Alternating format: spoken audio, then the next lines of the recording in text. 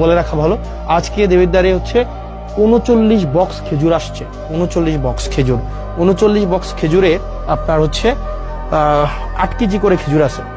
মানে এগুলো হচ্ছে গভর্নমেন্ট দেয়, মানে বিভিন্ন জায়গা থেকে এগুলো নিয়ে আসে। টোটাল হচ্ছে 39 বক্স খেজুর। আমি যদি 39 বক্স খেজুর 39 ইন্টু 8, তাহলে কয় কেজি খেজুর? 8 নং 72-এর 2, হাতে আছে 7, 3 8 24-এ, সাথে হচ্ছে 31, 312 কেজি খেজুর আসছে। ভুল হয়েছে নাকি? ঠিক আছে, হ্যাঁ, 8 নং 72 যদি 7, 3 8 24-এর সাথে 31, হ্যাঁ ঠিকই তো আছে। 312 কেজি খেজুর আসছে। 12 কেজি খেজুর 15টা ইউনিয়নের যেই হচ্ছে মাদ্রাসাগুলো আছে, মাদ্রাসাগুলোতে হচ্ছে ভাগ করে দিব, হয়তো 3 কেজি করে হয়তো পাইতে পারে আর কি।